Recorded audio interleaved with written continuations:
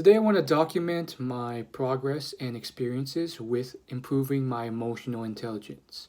If you've been following my blog for a while, you know that I've been very fascinated with improving social and emotional intelligence for the last 2 or so years, documenting many books and tests that I've done because I think it is an incredible skill set that you can improve to succeed in your career and your life. In today's video, I want to document some of my current struggles and uh, potential progress to really show a maybe potential growth in the future or some lessons learned. So one thing out of some of the things I've been working on is assertiveness.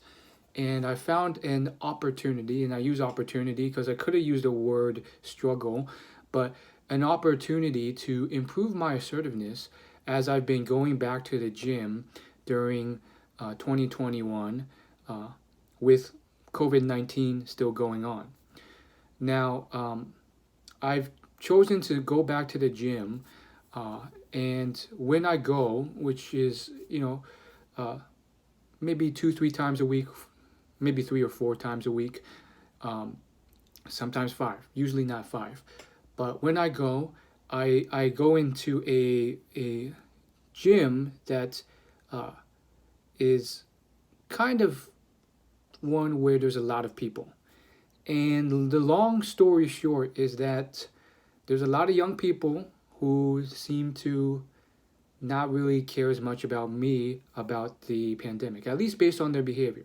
They're standing all clumped up, they're talking to each other, they're giving each other high fives because it's a CrossFit class. So you kind of do the workouts together.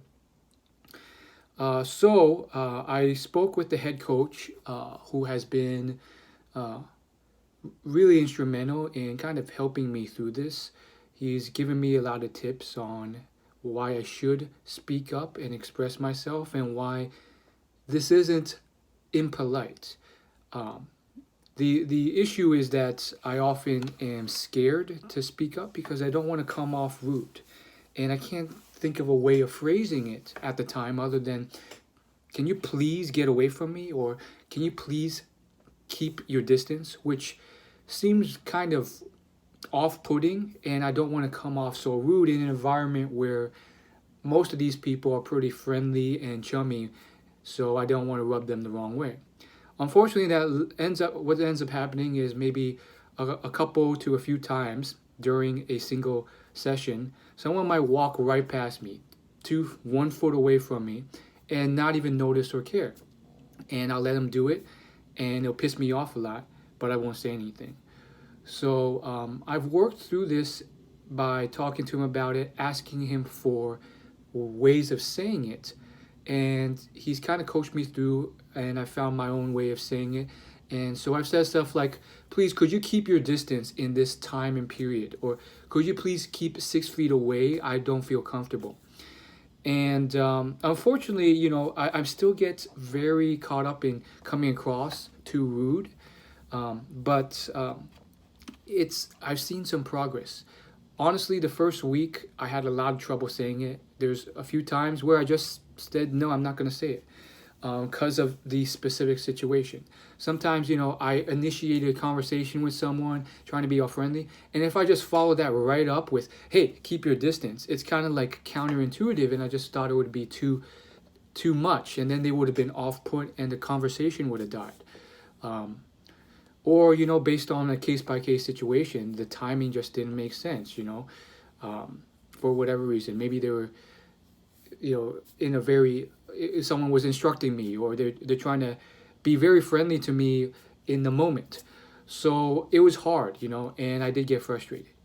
But over the next couple months or a couple weeks, I continued to talk to my coach, and he gave me some tips here and there, and then he saw me do it a couple times, and he's been cheering me on, and I've been saying it, and the responses, and I've told him the responses so far have been fairly good. They understood it right away. They were good with it. One even apologized and kept their distance, and they were very chill about it. And there was one time where I was like, he saw me do it, and afterwards, the guy was very apologetic, and then I was like, man, that was too rude, right? And he was like, no, no, he understood it right away. So he's kind of helping me adjust based on my perceptions. Um, Now, how you might wonder, how does this translate to your career or your life? Well, assertiveness pops up in many situations, and in your job, in your life, you're going to have to be assertive. If a waiter, spills wine on your date and he continues to get the order wrong and there's flies on the in the food, if you don't stand up for that, and that doesn't mean it has to be calibrated assertiveness, so you can't blow your top, but you if you assert yourself to a proportionate degree, it's about standing up for those, and it's the right thing to do. Unfortunately, some people like me can get nervous doing that or scared of confrontation, which looks bad for the woman perceiving you, as well as, it's just a bad scene because you're not standing up for those who trust you. Think about it. Family members who are mistreated, loved ones. Sometimes it's up to you to be assertive and stand up for those mistreated. If you don't, then you're failing those who count on you. Same thing with at the workplace. Whether it's yourself being stepped on or you asking for what you deserve, such as a promotion, a raise, something that you very well should because maybe you're underpaid. And so you have to get over those hurdles of, it's it's impolite, or I'm asking for more than, I'm being too abrasive or too greedy. Or sometimes you have to look at the facts and you have to, state your case.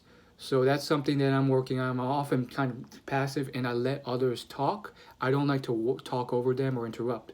But the issue with that is, I've gone entire business meetings where I don't say a word because I'm trying to be polite and listen and let them talk. But people love to talk. And unfortunately, if you don't get valuable information out, you're not contributing as much as you can to the meeting or helping the company as much as you can. And unfortunately, and this has been a struggle, you have to talk over them at some point. You have to say something like, sorry to interrupt, but, or sorry to talk over you, but, and I found that to be a good key. So that's one way it's translated, and there are others, but I think those are the small ways. There hasn't been anything huge yet where I've had to be massively assertive and it's a huge game changer in the company if I don't say something. But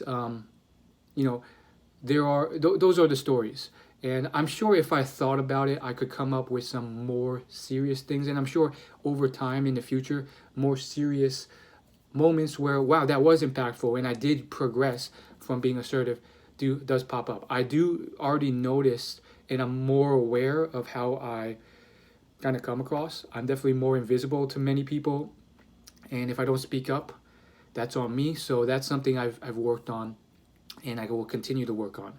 So again, I guess the last thing would be like, you might be wondering, okay, so you're in this gym and you're doing this stuff. Like, how did you really get past that hurdle? Like, a lot of people stay stuck and they're too scared to be assertive, and that was a huge thing for me.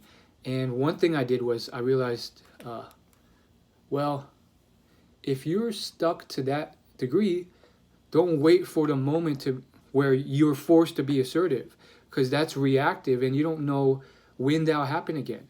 There's one moment where it's like, I could wait, and sometimes no one really crosses my path at the gym.